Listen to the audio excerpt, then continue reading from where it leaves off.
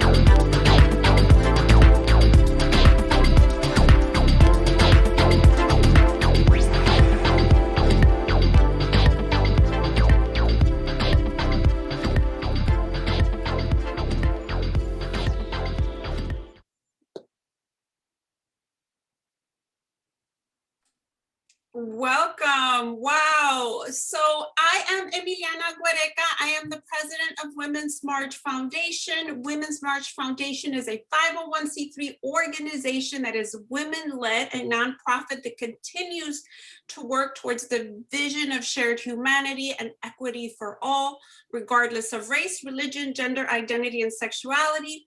You may know us best as Women's March Los Angeles. This is where we started. I want to welcome everyone onto the program today, Onward to Equity, as we have a conversation with some of the most fantastic speakers and panelists around as we discuss and have a conversation about equity and what it means to be on the road to equity in 2021 and beyond. I want to welcome all of our panelists and all of our guests. We are opening the program with remarks from Congresswoman Maxine Waters, and I cannot tell you what a huge fan I am of hers. So I'm going to read a little bit of her bio, and then we will open remarks. Congresswoman Maxine Waters is considered by many to be one of the most powerful women in American politics today. She has gained a reputation as a fearless and outspoken advocate for women, children, people of color, and the poor. Elected in November 2018 to her 15th term in U.S.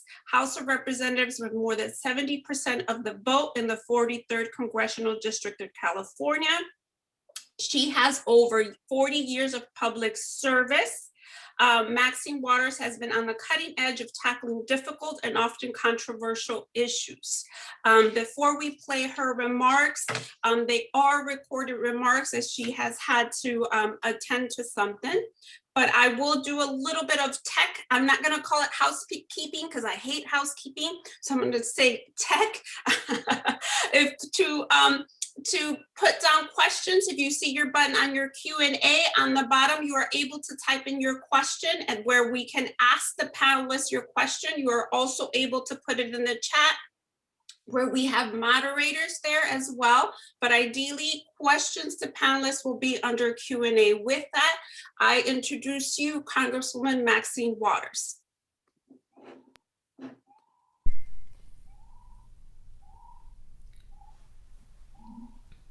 Hello to women and girls everywhere. I want to begin by thanking Emiliana Guerreca, the president of Women's March Foundation, for the invitation to join all of you here today.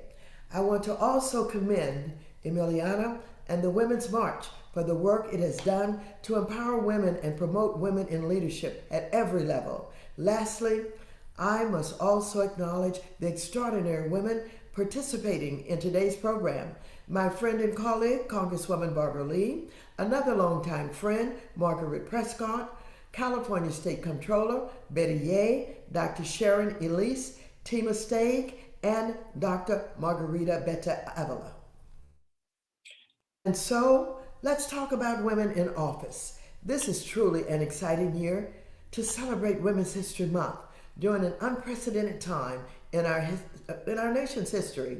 Never before have so many women been in positions of power in our country. Today, the Vice President of the United States is an African American and Asian American woman, Kamala Harris. The Speaker of the House is a woman, Nancy Pelosi. We now have 143 women serving in Congress, 89 Democrats and 30 Republicans in the House, and 16 Democrats and 8 Republicans in the Senate, plus 4 non-voting women delegates. That's the greatest number in our nation's history. There are 8 women serving as governors in the United States. And lastly, according to the June 2020 census data, of the 1,621 mayors of United States cities with populations over 30,000, more than 23% were women. While these numbers do include Republican women, the vast majority of women in elected leadership are Democratic women. And because of the majorities we hold in the United States Congress, I am so filled with possibility and hope for what we can accomplish with the Biden-Harris administration to deliver an agenda that will uplift and empower women even more. As the first woman and African American to chair the powerful House Financial Services Committee, I know that my committee can and will accomplish a lot working in lockstep with the first woman Speaker of the House and first woman Vice President of the United States. Nevertheless, there is no denying the fact that the past year has been a very difficult year, and that is especially true for American women. The coronavirus pandemic has upended our economy and thrown millions of Americans out of work. The majority of them are women. In the month of December alone, 4 times as many women as men dropped out of the labor force. Many women were forced to leave their jobs to care for their children because they lost access to child care. CNN reported that 1 in 5 working age adults was unemployed after losing child care, and women were nearly 3 times more likely than men to remain home with the children. In many of our communities, cars are lined up for blocks with women waiting to get food for their families. Households with children have been especially impacted. And in a recent survey, 14% of households with children said they didn't get enough food to eat, and 25% of renters with children reported they were behind on their rent. These are not just the tragic effects of the pandemic. They are the results of years of harmful public policy that have left working women and their families especially vulnerable to economic crisis. And they were exacerbated by Donald Trump and a Republican Senate that refused to take the virus seriously or offer help to working families. While we continue to work for equal opportunity, equal pay for equal work, and an end to sexual harassment in our workplaces, we must also support our sisters who are struggling to feed their families without any work at all. And so, as the chairwoman of the House Financial Services Committee, I joined with President Biden just last month to discuss the need for a bold and strategic relief package. So I'm so proud to report that the House of Representatives recently passed the American Rescue Plan Act. It is a life-saving bill that will provide urgently needed resources to defeat the virus, help get vaccines in people's arms, put money into families' pockets, return children safely to the classroom, and put people back to work. I know it will help working women and families by providing $1,400 direct cash payments, $20 billion in additional emergency rental assistance, $5 billion for 70,000 new housing vouchers, $10 billion in homeowner assistance, $10 billion to boost emergency medical equipment production, $10 billion for small businesses, and $15 billion for airline workers. And so while the American Rescue Plan Act passed the House with zero Republican support, it brings relief one step closer to reaching people in need who have suffered greatly due to the pandemic. The bill is now awaiting action in the Senate, where the Republicans are trying desperately to delay and defeat it. However, we know the Senate will pass this important bill and send it to President Biden's desk to be signed into law. We know it because we know the Democrats are in control of the Senate. And as women, we helped them and we gave them that control. Women know our power, and it's time we celebrate our success. Women organized, campaigned, and voted in the last election in unprecedented numbers. Women were vital to the election of Joe Biden and Kamala Harris, the historic number of women serving in Congress today, and the election of women and progressive candidates all across the country. Stacey Abrams created a phenomenal organization in Georgia that registered voters, mobilized volunteers, and trained voter protection teams. Her efforts enabled the election of Reverend Raphael Warnock, Georgia's first black senator, and John Ossoff, Georgia's first Jewish senator. They also enabled Democrats to take control of the Senate so we can begin to undo the damage of the past 4 years and make progress on the issues women care about. Yes, this is an important time in the history of women. The importance of the Women's March in setting the stage for these historic victories cannot be underestimated. If no women had marched, there would be no Democratic Senate, and there would be no Vice President Kamala Harris. Because of the Women's March, historic numbers of women are being chosen to serve in high-level positions in the new administration. President Biden nominated a record-shattering 12 women to serve in cabinet-level positions in this administration, and 8 of them are women of color. In addition, for the first time in history, President Biden chose a White House communications team that, guess what? It is comprised exclusively of women. The Women's March has brought attention to many other critical issues affecting women, issues that used to be swept under the rug. Harassment and abuse of women has been exposed to the point where highly visible and powerful men are being held accountable for their actions. I consider it a great privilege to hold the chairwoman's gavel of the House Committee on Financial Services. One of my first actions as chairwoman was to create the first subcommittee on diversity and inclusion in the history of the United States Congress. It focuses exclusively on the inclusion and representation of women and people of color. I was able to achieve this progress because I knew I had the support of the Women's March behind me. So in conclusion, as women, we must continue to support one another and fight for equity in every sector of our society. We must demand the respect that has been denied to us for so long. We must work together, and we must use our strength to protect our families, improve our communities, and defend our democracy. We've shown that we can do it. Let's keep working. Let's keep having successes. Let's keep showing that women can make this country much more better, much more reliable, and it can indeed make sure that the democracy works for everybody. Thank you so very much. Woo! And if you can, yes, big applause, big heart, yes.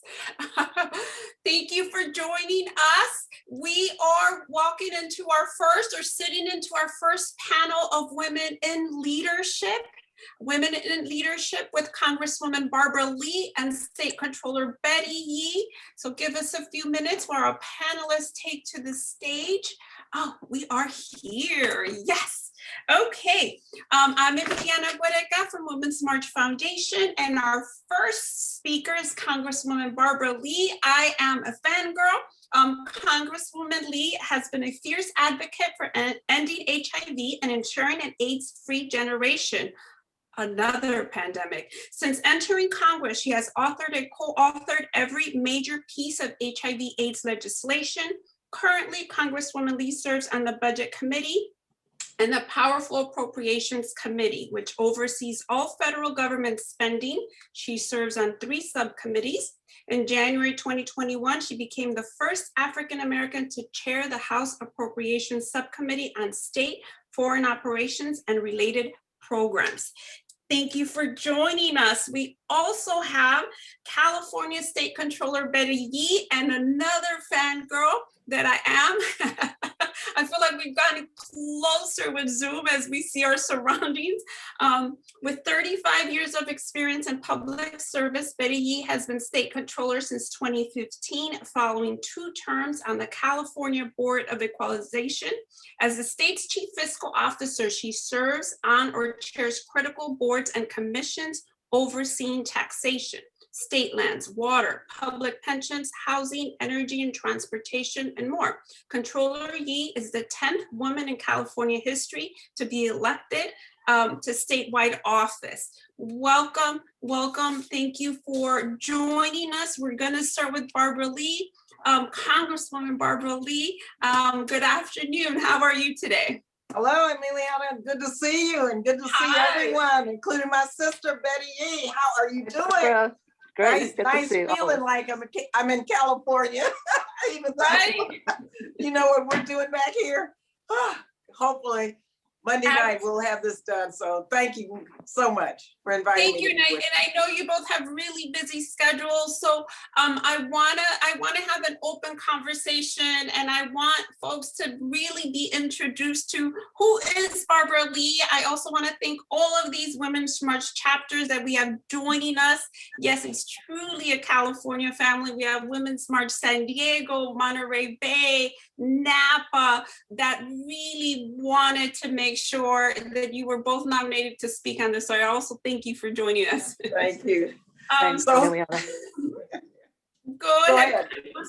Go ahead. Did you want me to start now, Emiliana? Yes. Oh, okay. Well, first of all, who is Barbara Lee, right? First of all, I'm my late mother's daughter, Mildred Parrish Massey, who was a phenomenal woman who integrated one of the first 12 students to enter born, University of Texas at El Paso. She was the first Black woman to work at Fort Bliss, Texas. She raised 3 daughters. She was a caregiver to my grandfather and grandmother. And she was an unbelievable, phenomenal woman. And I miss her so much. So whenever I think about that, I think about my mother and how I was born. And I'll just briefly explain this because it'll just explain the rest of who I am. My mother needed a C-section when she was to deliver me. She went to the hospital knowing that she needed to go, and they would not admit her because she was Black. And it's a long story about how she finally got in, but and Black women know how in our history, white men who domestic workers work for rape Black women, right? And so out of, unfortunately, a terrible situation with my great grandmother, she had 2 daughters who looked like they were white because she was raped by an Irishman who was head of the household where she was working. So bottom line is my grandmother looked like she was white, and she had to come up to that hospital and say to the people in the admitting office, "This is my daughter, let her in." And the only way she got in is because my grandmother, because of that terrible, awful situation her mother worked in, looked like she was white. So my mother got in the hospital, but they didn't tend to her at all. They left her in the hall on a gurney, and she became unconscious because, of course, she needed a C-section, and she was getting ready to get into labor. And things back then, like now, with Black women dying 4 times the rate of white women in childbirth, right? They just didn't tend to my mother at all. So finally, someone saw her and she was unconscious. They pulled her in and into the emergency room. And what happened was, and my mother told us this, and my grandmother, when I was a child, they didn't know what to do because she needed a C-section and it was too late. And this had happened, over days. So finally, they decided to deliver me because my mother was almost dead.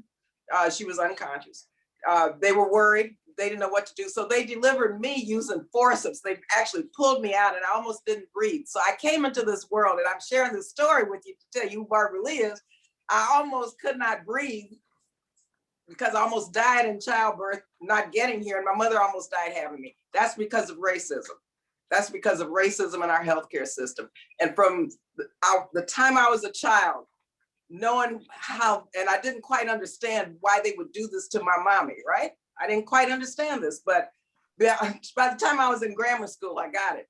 And so I said the rest of my life was going to be fighting for my mother to make sure that racism and sexism and access to what other white women had would be part of my mission in life. And so that's who I am. So that's why I do what I do. Thank God for my mother. I'm glad that I got here to be able to fight the good fight for other women, and especially women of color. Absolutely, and we're glad you're here. Thank you for being with us today. Betty Yee, if we're not, yes, tech issues, maybe it's me. Yeah, I'm here, yes. Hi. Hi, Tell Miliana. us who Betty Yee is. Hi. Well, What someone is asking as of now, what does the state controller do? I'm like, woo, a lot. So I'll tell you. Actually, I'm going to put it in a leadership context, but first, let me just say I'm a proud constituent of Barbara Lee. I'll start there. Okay. And just I'm so happy that she is fighting for all of us, and particularly our women of color. I'm thrilled to be here. I'm just going to put this in a leadership context because there's so many who are joining us today. And, it's really, yes, it's about who Barbara Lee is. It's about who Betty Yee is. But frankly, I want everyone to really get in touch with who, she is in her own right. And, I'm thinking about leadership, and I was thinking back about, when kind of my leadership started to develop. And I will say, as a daughter of immigrants, it began at a very young age because I had to be an advocate for my non-English speaking parents, who ran a laundry and dry cleaning business, and I took care of the books for them. And just as I mind the books for the family business, family laundry and dry cleaning business, I now have the great privilege of minding the books for the great state of California. And it really was how my passion for finance began, how my passion for being an advocate and standing up for people who didn't have a voice began. And as I think about that, as I grew older, it really just stayed with me that I've been a voice for someone. And I think that's really the first and foremost quality of a leader. It's not about ourselves. It's something much bigger than ourselves, and how we can just, stand and be tall for, just so many whose voices are still not developed yet. And so I think about,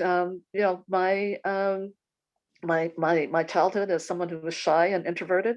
Never thought I would be a controller of the state of California. And as a controller, I essentially am the CFO of the fifth largest economy in the world. I pay the bills for California. I look at all the revenues that are coming in. I audit all of the payments that leave the state, responsible for payroll for over 250,000 state employees and employees of the California State University system.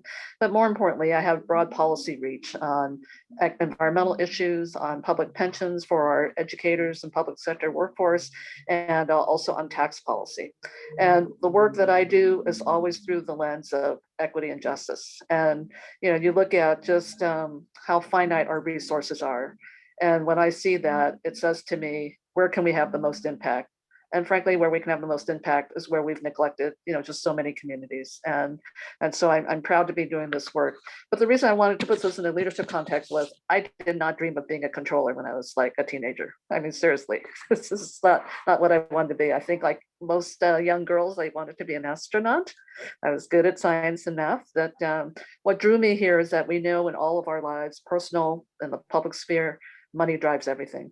And when we can be in the position as our Congresswoman Maxine Waters, chair of the Financial Services Committee, when we can be in a position where we can influence decisions around allocating resources, that gives me great hope. That gives me great hope that we can finally tackle issues of equity.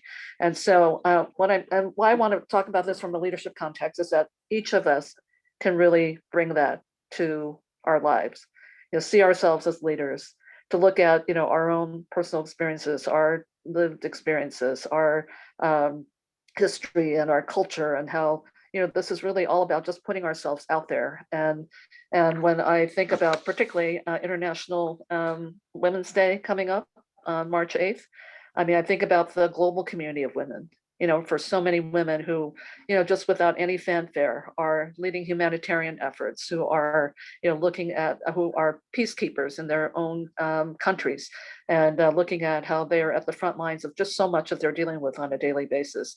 But what I particularly want to say about the times that we're in now, and that is, I think there are all these, I mean, I go a little kind of nuts when I see leadership books being written, because frankly, leadership is about as diverse as all of us here.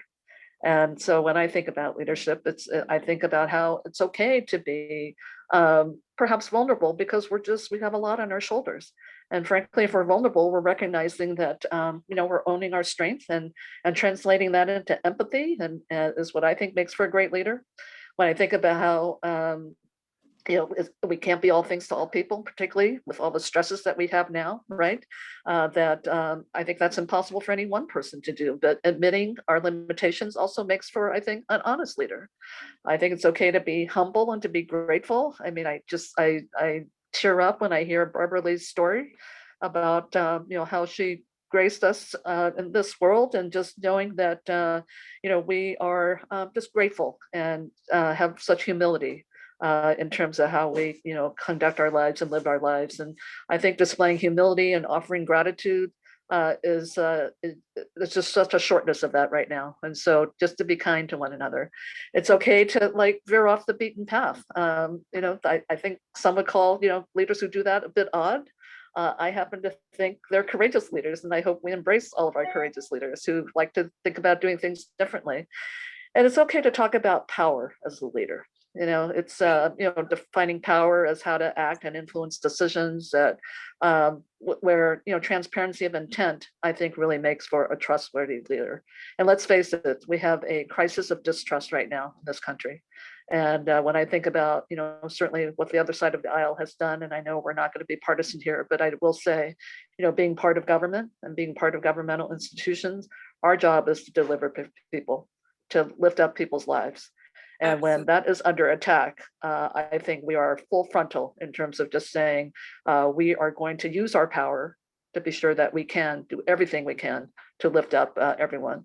And then finally, I will say it's okay to laugh. There's been just too much and this is just to say there's so much stress around us right now, so much anxiety, and obviously so many just really unpleasant things that we're experiencing. But I think taking the time to laugh, which just helps, I hope, relax us, helps us clear our mind. And I know that, and part of why I'm sharing all of this is that oftentimes we don't think about the personal journey to leadership. We think about leadership in terms of our resume. We think about leadership in terms of, just following others. We don't think about our own personal journey of leadership. And so what I want to say is I have a quote that guides me in terms of what I do. It was actually given to me by my niece when she was 8 years old. She's now in her 40s and a nurse. And it goes like this: minds are like parachutes. They work best when they're open. And I think what I would say is be open to your own personal journey to leadership. And that commitment to openness is what anchors my personal journey. And I hope each of you find your anchor as well. So I'm just happy to be here with my sister, Barbara Lee, and look forward to the conversation. Absolutely. And we have, it's our Q&A is popping, as I'll say that. So the first question is we'll keep it short. We know you have a busy schedule, but our first question is for Congresswoman Barbara Lee. And it is, how can we reshape the narrative about women in politics to focus more on their political agendas and achievements rather than demonizing them or focusing on their outfits or relationships with other female politicians? Woo! Yes. Well, that speaks to the double standards constantly that women have had to deal with in life on every front. And I think, at this point, we just do it, and we just, whenever those types of comments come out that show the disrespect in many regards, in many ways, it shows the ignorance, and it shows the fact that those who are saying these things don't get it. And so I think we have to call it out every time we see it and hear it. We can't just we can't just ignore it. But I don't think that we need to internalize this, because I know a lot of women really believe when they've been told this over and over and over again, they tend to believe it. And so our young girls, I think we have to make sure know that, and thank God for, of course, Betty Yee, our controller, who's handling, I just have to say a side note, Betty, on your work on cannabis, right? To make sure that our racial equity issues around cannabis and marijuana injustice is dealt with as a woman. Now, who would think that a woman would take this on the way Betty has as the controller of our state? Well, she has, and I'm sure that she gets all these kinds of why are you doing this? This is a man's job, right? So I'm just sharing this because it's it's over, it's done. We have to push back and let our young girls know that that's just unacceptable. And we are who we are. Shirley Chisholm, I'll just conclude by telling me, and I got involved in politics through her campaign, that the rules weren't made for us. And so when we break through and get on the inside, it's not your job to go along to get along. Women have to go in there and break it up, shatter those rules, dismantle them, disrupt them, and change the rules of the game. Agreed. And that's what we do. Right. And no one's asking, what if there's another man running? They just run. Right? Absolutely. Yeah. This question is for Betty Yee. A huge fan here in Toby. Where do you see yourself going forward? Do you see yourself beyond state controller? Yes. Yeah. And I will say, I mean, the path is, so let me just say this about leadership as well. Sometimes the path isn't clear, but you continue to travel it. And as I said, my mantra about staying open, this has been my life's journey, and so many wonderful opportunities have presented themselves as a result. So what I would say is, I am going to continue to serve where I know I can make a difference. And I know that I care a lot about issues of equity, and frankly, racial and economic equity has been really the sore stain in our history. And anywhere that I can make a difference in that regard, on policy, on how we deploy our resources, our financial resources, and also anywhere where I can help communities themselves who have been neglected for so long be able to build resiliency and lift up. Because this is, I don't know, frankly, I look at, and why I talked about our global community of women is because there are women doing this in other countries. They're not in elected positions. They wake up every day just to look and see how they're going to improve upon their own living conditions. And they inspire me, frankly, because that's, that they don't get any credit for doing that. They're getting no attention for doing that. And so, my journey will be obviously aspirations for higher office. And I am definitely going to be looking to potentially governor. Yes. Yes. And this question is for Congresswoman Barbara Lee. Do you have any advice for youth and young girls who want to make a change? Sure. For young girls who want to make a change, which most young girls do, first of all, of course, stay in school. And we have to make sure that we who are elected and who are in leadership positions have the resources to make sure that you have the academic and public education that you deserve. And I'll give you one example of why being involved in school activities and with organizations in the community is so important. When I was in Betty, I went to San Fernando Junior High and San Fernando High School in Southern California. And when I was 14, I wanted to be a cheerleader. No, I was 15 when I got into high school. To get to be a cheerleader, there was a small selection committee at San Fernando High that selected cheerleaders. Well, you had to be blonde and blue-eyed to get through that little selection process. Mm-hmm. So at the same time, because my family had been involved with the NAACP and I was on work study with the president of the NAACP at a credit union, I went to him and I told him that, look, there are a lot of girls who look like me who will never be a cheerleader, and I really want to be a cheerleader. Well, the NAACP helped me organize at age 15, right? Again, young girls work with, your elders, and I hope our elders are mentoring them. I went to them, they said, okay, we're gonna help you. They helped me change and organize and change the rules of the selection process to become an inclusive process where finally we said, you're gonna elect girls to be cheerleaders. So guess what? They had to change the rules of the game because I had the organized pressure from my elders and my adults with the NAACP working with myself as a young girl to change the rules of the game. So I tried out for the cheerleading team, and guess what? I won. So I was the first Black cheerleader at San Fernando High School. But you know what? It wasn't just about me, because that year, Jeannie Tanaka, an Asian Pacific American girl, she won. And so since then, we've had women, girls of color who are now cheerleaders at San Fernando High School. And I did that just as a, because I knew how to go to someone to help me, and they believed in me and they helped me organize. And so I learned from those who were paving the way, and they taught me, and then they helped me. And so I've broken that glass ceiling for girls. And that was my first election. I'm so proud of that. Yes, absolutely. And we stand on the shoulders of those that stood before us. We completely agree. Emiliana, can I chime in here for a minute? Go right ahead. Yes.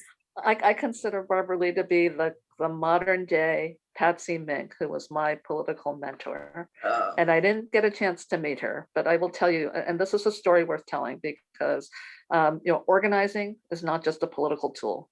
It is something that is so transformative if we want change in any aspect of our lives.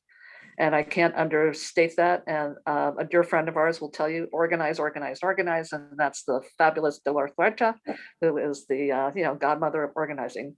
But what I want to say about Patsy Mink, she grew up in Hawaii, and she could not get into a professional school because of discrimination. And then she saw her father, who was a civil engineer, continually being passed up for promotions to his white male counterparts. And she decided she wanted to do something about that. So she ran for the legislature in Hawaii, and then did run for Congress, first Asian American woman in Congress. And the reason I say this is because at the time that she served, no one looked like her. But she was one of the major architects of Title IX. And we are so grateful to Patsy. And what she said was, look, everything that we want to build in this country has to be based on our own history. So we don't see discrimination as we've experienced it again. And I think that's really, what Barbara just talked about. It's always about something much bigger than us, but knowing that when we organize, we are organizing for those who aren't able to do that for a whole host of reasons. And so, Barbara, you are my, 21st century Patsy Mink. It's like these are women who just continue to do this without even thinking. It's second nature. It's just second nature. Betty, thank you so much. But let me just say, I had a chance to know Patsy and to serve with Patsy. Yeah. And yeah. I went to her unbelievable funeral. And she was not only the first Asian Pacific American woman, she was the first minority woman. Right. To be elected to Congress. And she and Shirley Chisholm were friends.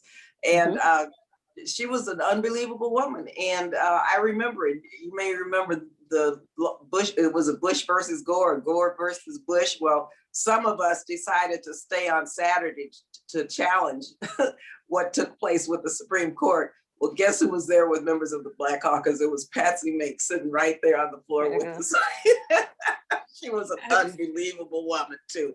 And I loved her dearly. So thank you so much for, no one can live up to Patsy's right. Legacy. She was unbelievable. Sisters in the movement, absolutely. That's right. We have a few more minutes for this panel before we start the other panel, but Betty Yee, we have 6 questions about this. Let's talk about money.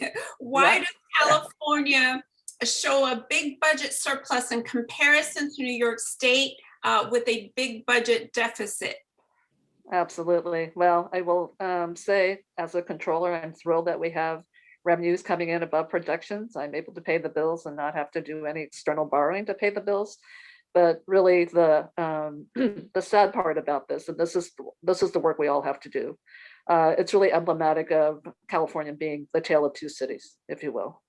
That those who are among our richest in California are doing well during this pandemic. And so they generate a lot of tax revenue.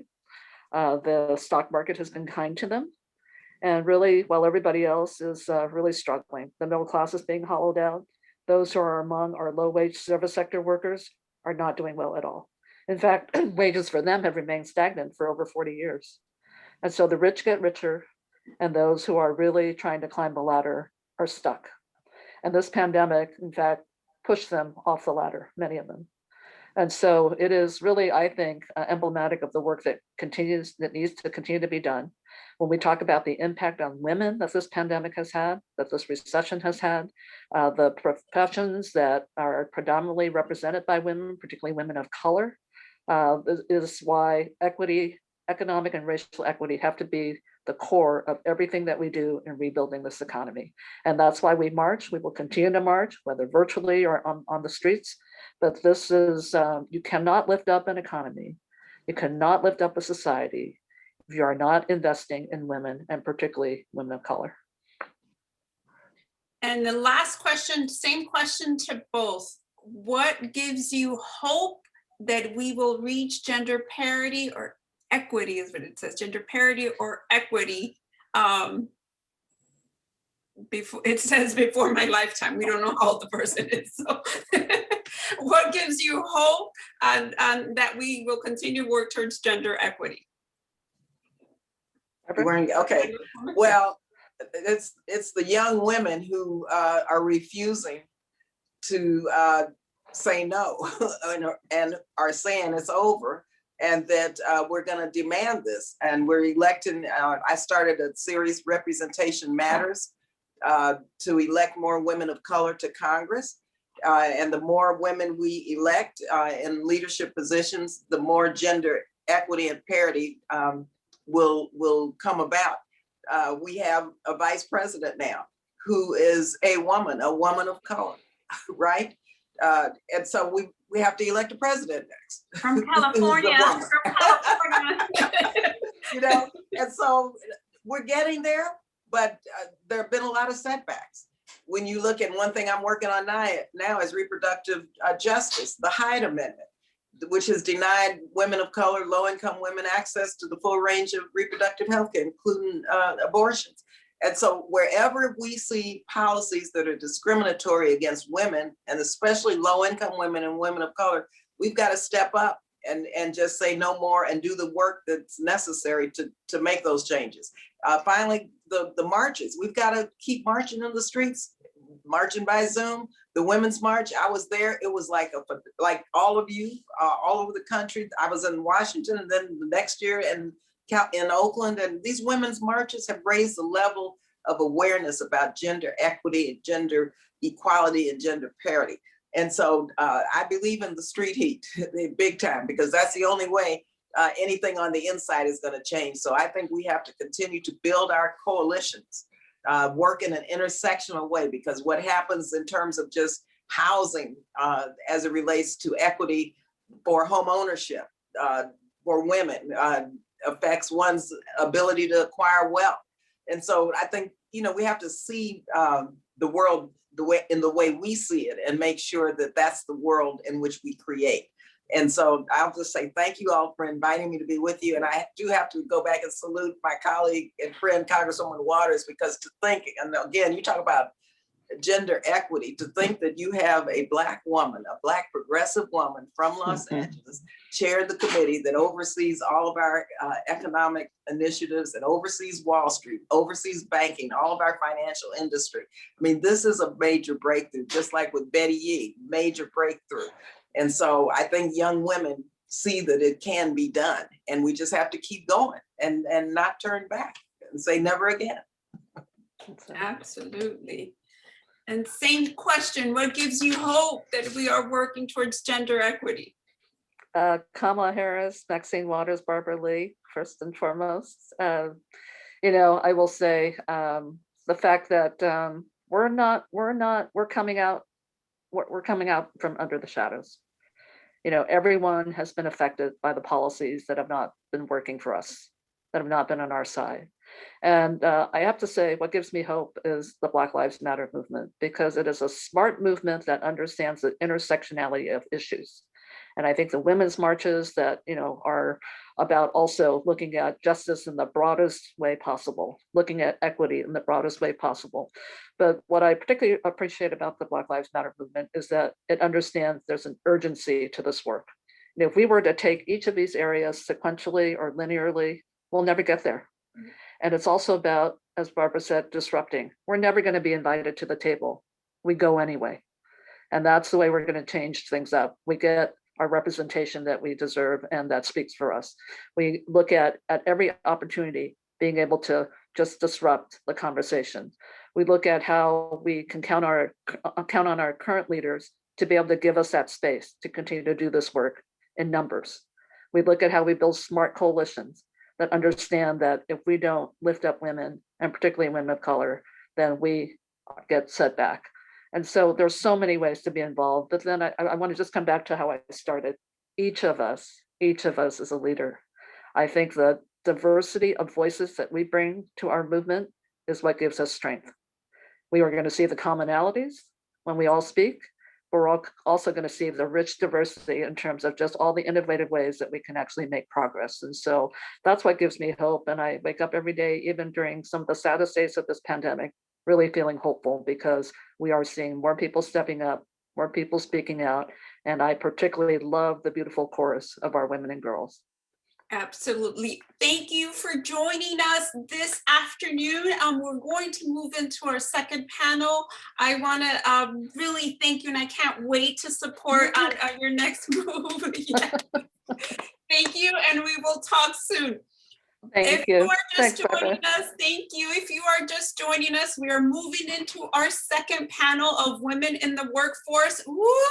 We may need to take a breath as we just heard from Congresswoman Barbara Lee and State Controller Betty Yee. It was a fantastic conversation, but we're moving into an even tighter conversation as we speak on women in the workforce with Dr. Sharon Elise and Tema Stagg, who are joining us. If we can come up to the, if they can come up to the, I'm going to say stage, virtual stage, and I will introduce the panelists as they are coming up. We have Dr. Sharon Elise. Oh, I do see you. There we go. Good morning or good afternoon, Dr. Sharon Elise and Tema. Dr. Sharon Elise is a professor of sociology at California State University, San Marcos, where she teaches critical race and gender issues and qualitative research. Her current projects examine anti-Black racism on campus and anti-Blackness in Puerto Rican culture and society. She serves as Associate Vice President South of Racial and Social Justice for the California Faculty Association, CFA, the union representing over 29,000 faculty in the California State University system. Thank you for joining us. We also have Tema Stagg, who is the Executive Director of Women in Media. Tema Stagg founded Women in Media in 2010. 2016 in response to the many excuses for why people weren't hiring women behind the scenes in the entertainment industry. She created Women in Media Crew List, a Google Doc that went viral. She took Women in Media as a 501c3 in 2017, transitioning the grassroots community into a vibrant organization and establishing the searchable crew list database. Ms. Stagg has been a professor of LA City College, the Associate Course Director for Art Design at LA Film School, and continues to teach design for film and television at Santa Monica College, shaping a love for the art and craft of storytelling in future generations. I want to say that I am also a huge fan of both of your work because it stands clear that it is work that needs to be done for gender equity. Dr. Sharon Elise, can you tell us a little bit about yourself? And about myself or about your work? Let's talk about your work. Because I'm really far more interested in talking about the work that CFA is doing. Again, CFA is the California Faculty Association, representing faculty in the California State University system, which we like to call the People's University.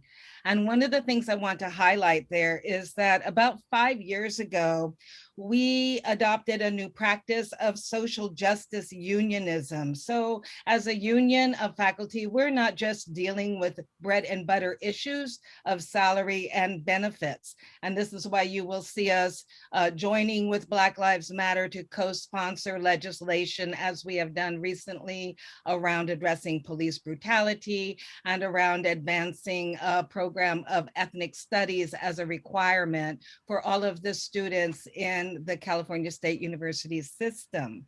And I think this is very analogous to also the women's liberation movement, taking more of a human rights approach, that we expand what we consider women's issues, just as CFA expands what we consider union issues. And so we have undertaken a program of what we call ARSJ, acronyms for everything, that stands for anti-racism and social justice. And that transformation is something we're undertaking in all of our work. So I want to just fast forward to the now. Of course, a year ago, COVID systemic and systemic racism, two pandemics we consider hit us at the same time as a union. And we immediately sat down and decided what principles should govern us in how we take our social justice approach to dealing with the pandemic and to dealing with the way that this intensive program of racism and anti-Black racism is impacting faculty, students, and our community members. And so if you look on our site, calfac.org, you find two documents. One is called Our Way Forward, how we wanted to address COVID, which is to first and foremost consider safety and well-being. That would seem logical. And yet, if you look at management, you realize that is not logical, or management is not logical. And so we have to say that first and foremost, if faculty don't feel safe going back to school, similarly for teachers, of course, then they should not go back to school until people can be safe, because hello, we live in a physical body. If this doesn't keep working, then we don't keep working. And so we had to advance all of the things necessary to secure those bodies. And at the same time, we also set forward a series of demands to address anti-Black and systemic racism on our campuses. And at the same time, address the anti-Asian hate and harassment that was occurring along with the COVID pandemic. And so one of the things we want to do in addressing anti-Black racism is really to direct resources away from policing, which really seems to evoke more of a campaign of terror for students and faculty and community members, and to reimagine safety without militarized policing, direct more resources into mental health counseling. There's a real dearth of counseling on our campuses. We have tried to address this in legislation. We'll keep trying. We should have a standard. The minimal standard is one counselor for every 1,500 students, which really doesn't sound like that much, right? But none of our CSUs meets that. And imagine here we are in the middle of a pandemic. My anxiety is sky high. Your anxiety is sky high. Our students' anxiety is sky high. And at the same time, our students are the essential workers. Our students come from the families of essential workers. It is typical when we're teaching that several of our students have lost several family members to this pandemic. So we really need the resources on campus to address this. I recently heard a presentation from some of our students about why we needed to change the policing on campus. And one young woman shared that it's really ironic when you look at the salary. Well, first and foremost, our new chancellor making over $600,000 a year and gets a housing allowance and gets a car allowance. Students would love to have a housing allowance because our students are housing and food insecure. And then also to look at how much money we spend resourcing policing on campus. We don't have problems of all-out campus shootings. The main violence we have at all on campus is gendered violence, which police are notoriously terrible at addressing. We need a different approach, and we want to join with them in imagining what that might be. We also need to shore up our ethnic studies programs, especially now that we've been successful in getting this requirement addressed. And that also means hiring more faculty of color. One of the things we've been trying to address in terms of gendered issues on our campuses is that there's a cultural taxation that mostly women bear, that's white women and women of color, in serving the needs of our students. And they're really the first and foremost to step up to do that, just as in society, it is mostly women who are performing the caregiving work, whether we're talking about caregiving movements, and that's obvious with the Black Lives Matter movement, how much that is women-led, Black feminist theory inspired, which is beautiful. And at the same time, we also need to address women's burdens on our campuses, which is through cultural taxation. We also have a huge issue of precarity of the faculty. And what I mean by that is that there's an overwhelming majority of the faculty are temporary. One of my temporary colleagues retired recently after 25 years. So what does temporary even really mean? It's more of this ongoing special anxiety you get to experience because you have been labeled temporary. And so most of those temporary faculty are women.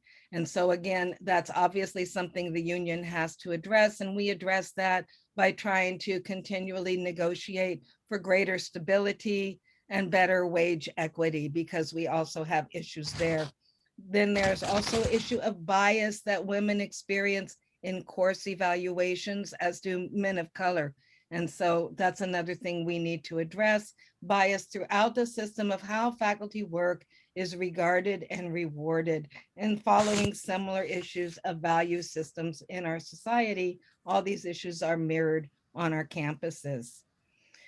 So what we're doing is trying to address that cultural taxation, really negotiating for more stability for faculty and this issue of precarity, trying to address bias, creating forums to hear our members' experiences through this COVID time, and really providing more education to faculty and even to administration that is open to it, to address bias, to address implicit bias, and to learn how to interrupt racism when and where you see it, whether it's in interactions or it's in your policies and practices. So I'll just stop there and leave it on the table for more Q&A. I'm really excited about the work that we do. It's really wonderful to work on social justice issues every day. And obviously, we're hoping that we will be successful. Agreed, agreed. We are of the firm belief that there is no gender justice without speaking on racial justice. We firmly agree. With that, Tema, I want to talk a little bit, I want you to talk a little bit about the work in the film industry, especially as it pertains to the Me Too movement, and how what has also COVID done in the hiring of women in the current environment. So the organization that I founded, Women in Media, focuses on women above and below the line. And by that, I mean above the line are the writers, the directors, the producers, and below the line is the crew. And for a very long time, the focus was only really on women directors. If only we had more women directors and producers, it would trickle down. And of course, that didn't happen. Like with any movement, it doesn't trickle down. You have to push from the top down and the bottom up. So if there's one director on set, you're neglecting all the people in the camera department. There could be many, many people, and you would never get to parity if we only focused on that one department, the directors and the producers, right? So our focus has always been on getting to parity every department, every show, every crew.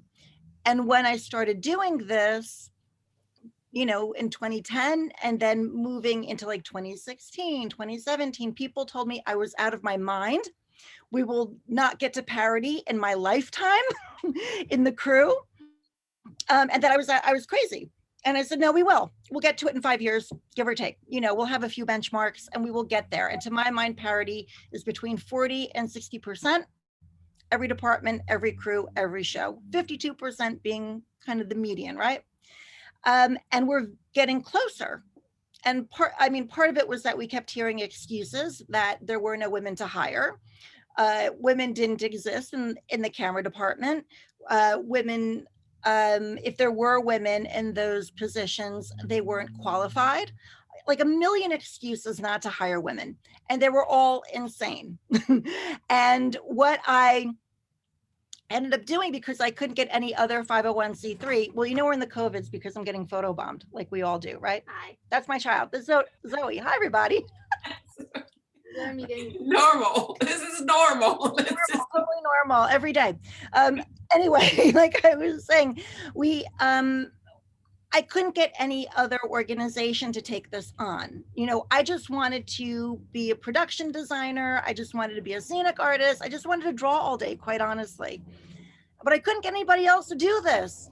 So I just created my own damn 501c3, partly because Emiliana told me I had to do it, quite honestly. Emiliana, I was like, everybody's telling me it's very hard to do and it's going to take you years to do it. She said, no, it's not. Do it. just do it. She sent me a link and I did it. And I texted her, I said, guess what I did? She was like, I knew you'd do it. So, so we created this movement because we wanted to show people women were qualified, they were available. And the crew list went from a Google Doc that was very informal to a structured database. And you can vet women, you can find them, you can search them. We have close to 700 women on there now, 700 members. So nobody can say they can't find any women. Like literally go to the website, throw a dart, call somebody. You know what I mean? We took away the excuses, and that's part of it, is taking away the excuses for treating women like they're not qualified or brilliant, because we are. And I think because we were able to prove that so quickly and take away those excuses, people not only are hiring women, but then they're recommending those women outside their immediate structures. And then we created a whole bunch of other ways to get to know women, like hire these women lunches. We would take people out to lunch. Our industry is very social. So we would take them out to lunch. We would introduce people in a position to hire with the ladies they should hire. So again, removing the excuse that they don't know anybody. So in terms of Me Too, wow, very loaded, very, very loaded. But the issue is that men have never been held to the same esteem. They've never had to behave as well as women do. And we finally got tired of it. And we said, you know what? We are held to this standard. And men have to step up and hold themselves to the same standard, or we're going to dump you. We're going to fire you. And we're going to replace you with people who can hold themselves to a higher standard. And some of those people just might be women. Sometimes the best man for a job is a woman.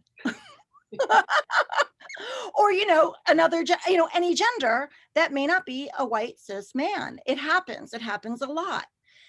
So, the women's movement has been around for a very long time, and certainly the women's movement in the film industry as well.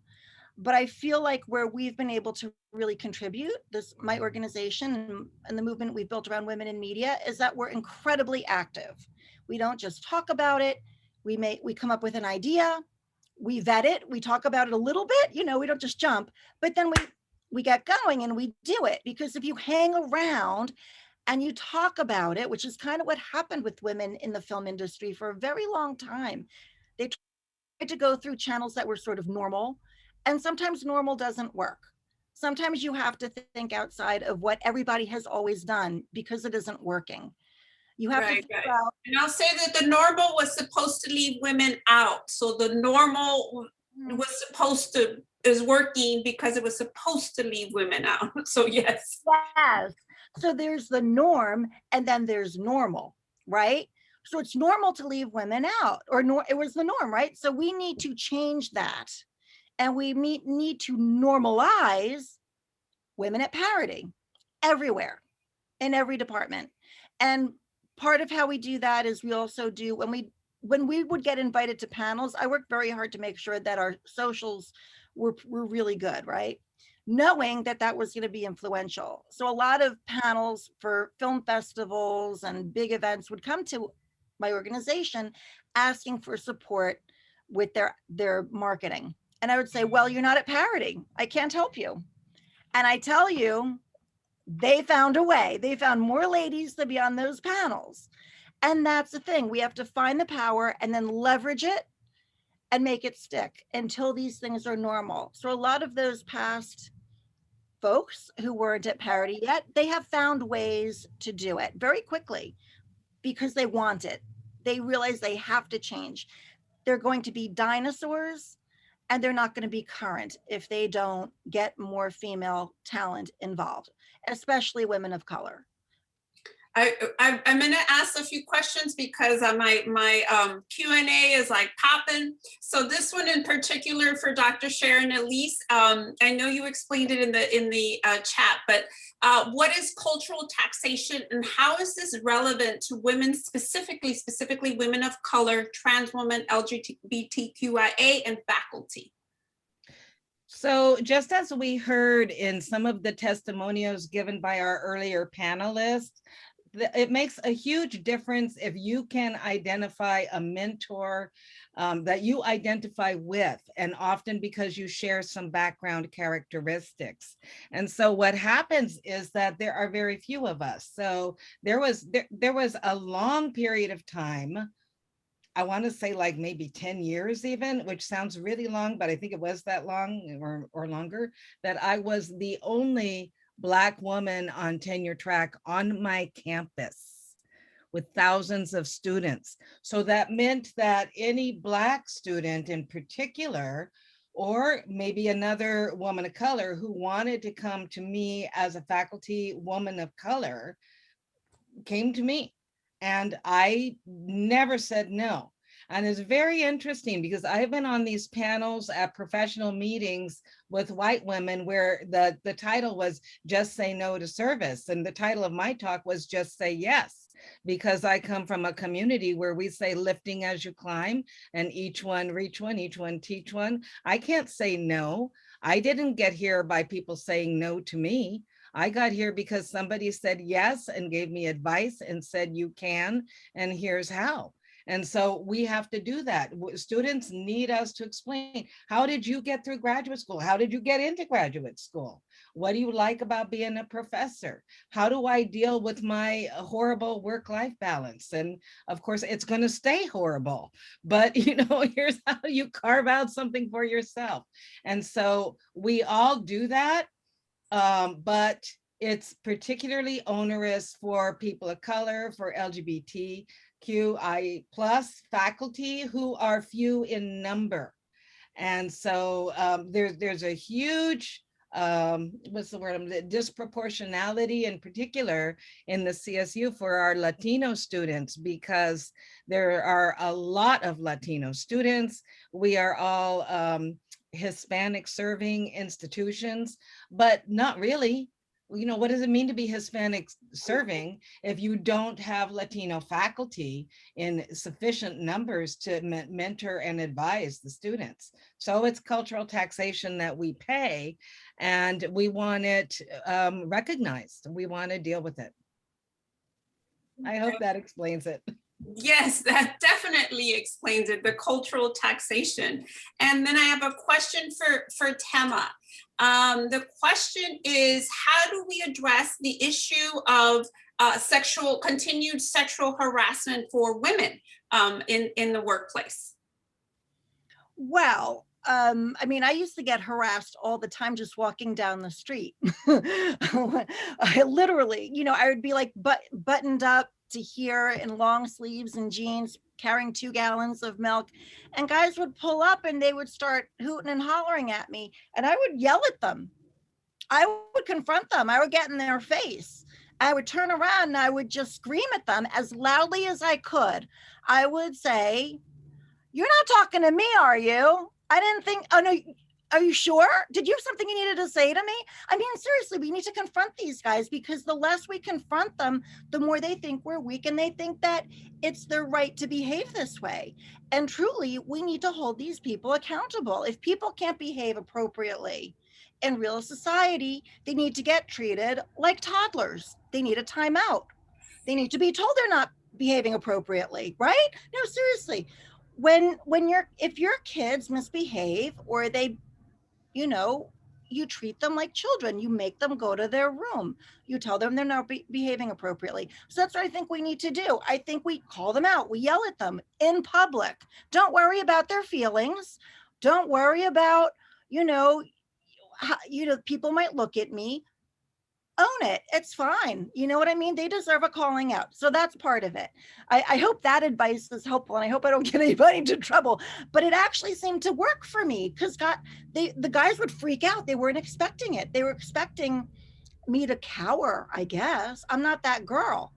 They're expecting me to cower. They're expecting me to take it, expecting me to be afraid. But because I called out the bully, they got scared. And I tell you, they would run in the other direction. And I'm okay with that. And you know what? I'm not a tall person. I'm 5'4". I'm a small girl. But you know, if you carry yourself like you're ready to like put a mark on them, the bullies will crumble. I'm pretty sure of it. Right. And I'll say what my mom used to say, like, you could have tried me in my 20s, definitely not my 30s, my 40s, don't try me. Just don't try me. No patience. Agreed. We have a few more minutes on this panel, but I do want to pose the question of what gives you hope in the current climate that we're in, that we are still working towards gender equity. What gives you hope? I'd like to address that if that's okay. I find the kindness of my colleagues and the people in my community. Every day I wake up so energized because of the men and the women and the people of all genders in my organization. They are so supportive and so kind, and our community is so beautiful in every way, that they make me want to wake up in the morning, and I have great joy in my work. And I feel that things are actually, I mean, they might feel like they go back a little bit, but I do see tremendous progress on a lot of fronts. And I feel like the movement over the summer, that so many people got behind it. I mean, some people were challenging about it as well, clearly. But I feel that so many people banded together, put their bodies on the line for this movement, gave me tremendous hope that there's a lot of people behind it and that people want progress. And they're not going to settle for anything less. And that's what makes me feel like waking up every morning. Dr. Sharon Elise, what gives you hope? And that movement is Black Lives Matter movement, and it's the intersectional movement.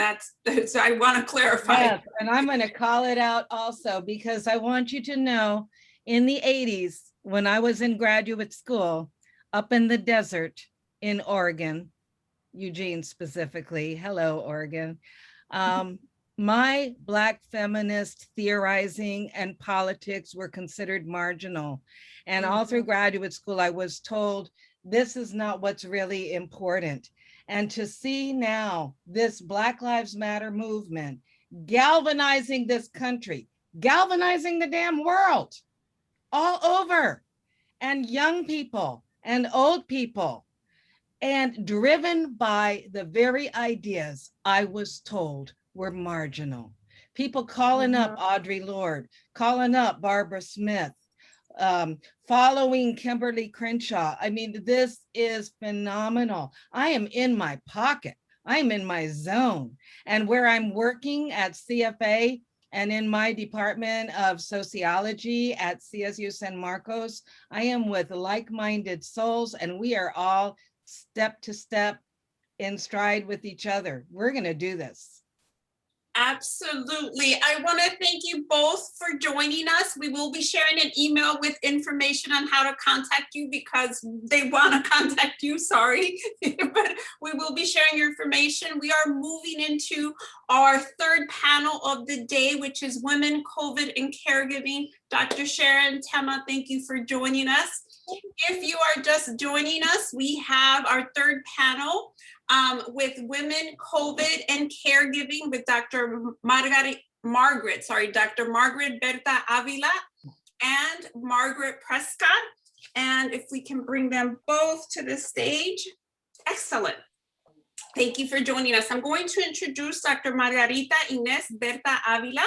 Dr. Margarita is a professor in the College of Education at Sacramento State University. She currently serves as the California Faculty Association Capital Chapter President and CFA AVP of Chapter Presidents North.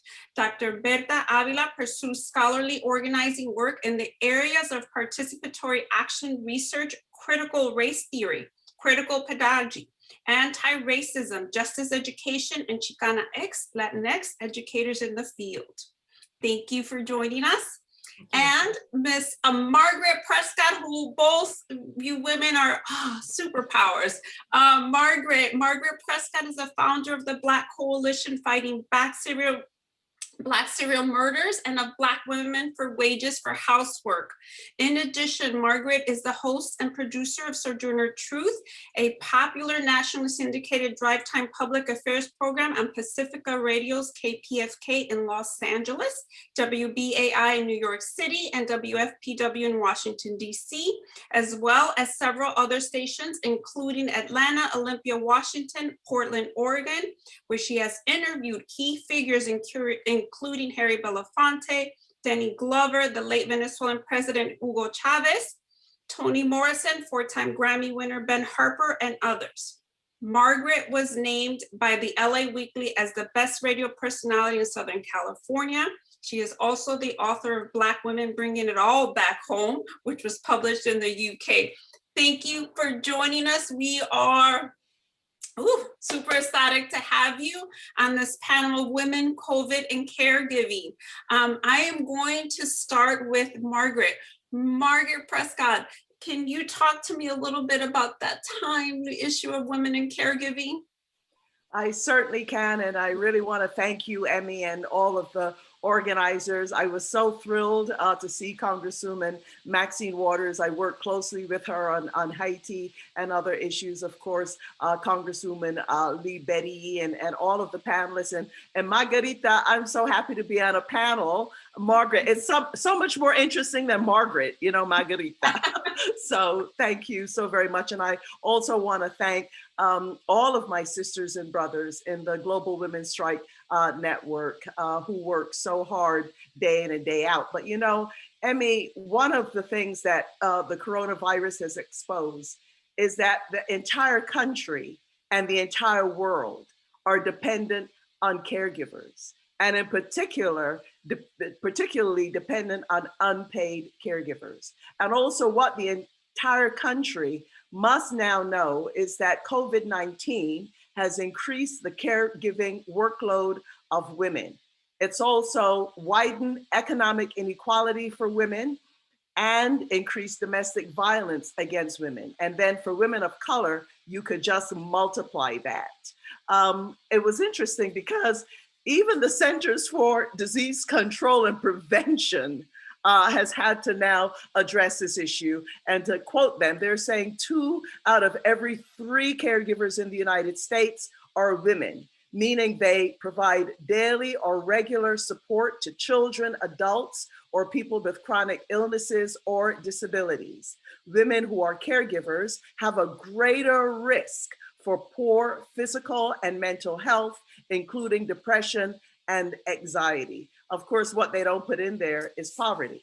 You know, the Poor People's Campaign, they say there are 140 million poor or low wealth people in the United States. And the data also says that 70%, at least 70% of the poor in the United States are women and children. You know, back in the day, they used to talk about the feminization of poverty. They seem to have forgotten about that. Well, you know what? There's still a whole set of impoverished women. It's also exposed what women at the bottom of the economic ladder, in particular, but not only, by the way, Black, Indigenous, and immigrant women have always known, which is that the poorer we are, the harder we're forced to work. It has been women of color who overwhelmingly provide the low-wage work support for their more well-off sisters, so that their more well-off sisters have the possibility of having a career outside the home. So for women, low-wage workers, most of whom are deemed now essential workers, doing the double day, meaning a low-wage job and then coming home and doing, taking care of the family. I mean, you know that one very well with your children, but that it is those women who afforded women who are in the higher income bracket, and you know, so that they could go out and have their careers. But you know what? It's always been a stressful scramble, particularly if you're a single mother, you know, putting us and our families in a precarious position. I was a single mother for a very long time, and I know just what that is like, just grappling with that. So the celebrities and tech women who recently issued the Marshall Plan for Moms, they initially called for a salary for moms of $2,400 a month. They also asked for paid family leave, affordable childcare, as well as pay equity. Interestingly enough, though, some of the recent coverage I've seen on that Marshall Plan, they dropped the salary and they only focus on getting women back into the wage workforce. I just want to say something about that. Because one of the things that we have done as the Wages for Housework campaign that coordinates the global women's strike, we have said we have to redefine what work is. We have to redefine what is a worker, okay? And to include the incredible, huge amount of work that unpaid work that we do. I've got a couple of slides. I'm not quite sure we could get them up there, but I could tell you some of what's in it. Women's, just going to the first slide, just wanted to share some of the value with it. Women's unpaid work contributes $500 billion to the US economy every year. And that is a statistic used by Representative Gwen Moore. I mean, AARP, they've done some studies on it. And some of that work, by the way, doesn't even include caring for children. That includes other kinds of unpaid work. Worldwide, women's unpaid work is conservatively estimated as contributing $11 trillion to the economy. That's UNDP. But when we need anything as women, when we need childcare, we need help with elder care, we need all kinds of supports, they're like, what are y'all doing? You know, it's not real work. Real work is only when you go to the point of production. And I want to say something too about those who only want to focus at what traditionally is called the point of production, or where we go out to work, which is that increasingly, particularly with the environmental movement, people are saying, we don't want jobs that are going to destroy our bodies.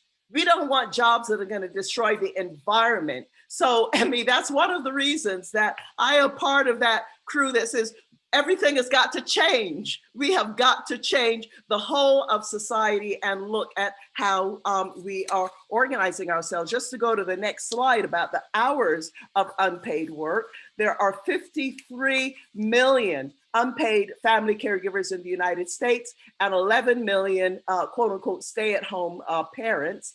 Half of Black and Latinx caregivers do 30 hours or more a week in unpaid caregiving. This is the AARP. Worldwide, women and girls spend 12.5 billion hours every day doing unpaid work for Oxfam. But then they tell us, you're not working. You're only working when you are at the job, perhaps making money for someone else. And then when we look at the poverty levels in I think that's a few slides down, but I'll just say it right now, is that 70% of the poor in the United States are women and children. This according to Legal Momentum, and women do 2/3 of the world's work for 5% of the world's income. So I'm glad that United Nations slide has now come up, because Emmy, what a lot of people may not know, that part of my work also out of our network involved during the UN Women's Decade, where we went to the UN and for the whole decade, we fought it out to finally get this resolution that was passed at the Beijing conference, at the final UN conference that talks about, I won't read the whole thing, but just to sum it up, it says governments have to measure and value unwaged work, not only work done in the home, but work done on the land, and also work done in the community. So when the Marshall Plan for Moms, when these celebrities came out and said, quote, it's time to put a dollar figure in our labor. Motherhood isn't a favor and it's not a luxury, it's a job. And with COVID, that became so evident and so clear. But I just want to say something too about race and racism, but also looking down on those of us with the least. Because one of our members actually sent a tweet, it was my daughter actually, who tweeted the woman who put out the Marshall Plan for Moms. It says, you know, it's important that you really look at the history of where this movement came from. And when you look at that history, you realize that grassroots women from Outer Watts, Los Angeles, other Black and Puerto Rican women who were involved in the National Welfare Rights Organization, one of the leaders, Johnny Tillman, back in 1965. She said, you know, if I were president, I'd pay housewives a salary, and that'll settle the welfare problem. Then in the UK, because this is a global movement, you had people like Selma James, who is the founder of the Wages for Housework campaign, and who defended the child benefit or child allowance that most countries in the world, families get it,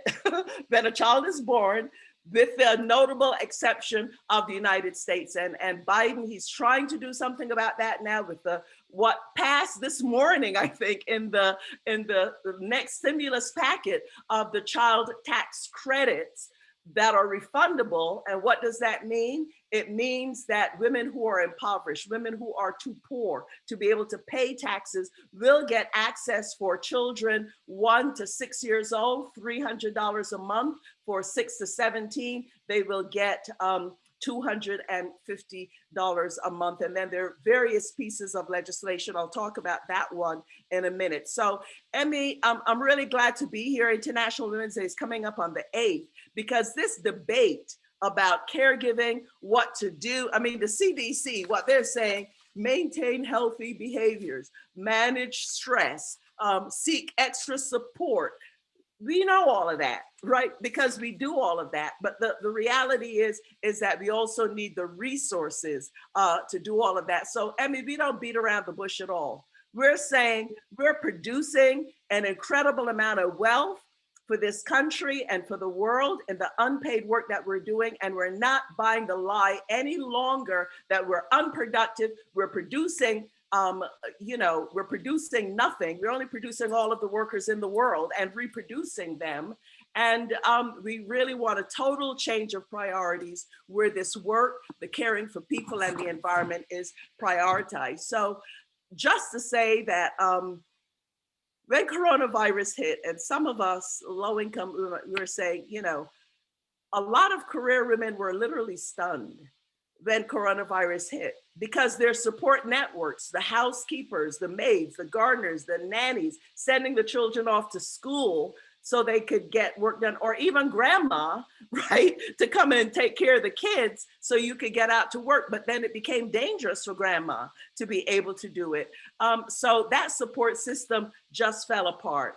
And women, you know, the New York Times, when they had that Scream hotline, you may have heard about that, for women to call to say how they're doing. And women were crying, they were screaming. Women are so stressed out by all of this. And then if you're a woman of color, on top the challenges that we face, the historic racism in every aspect of life, from Black infant mortality rate to systemic racism in healthcare, the healthcare disparities, by the way, for women of color have widened, if you would believe this, not narrow, has widened during coronavirus. Right? My questions are popping. So I'm gonna ask a few questions of Dr. Margarita. Sure.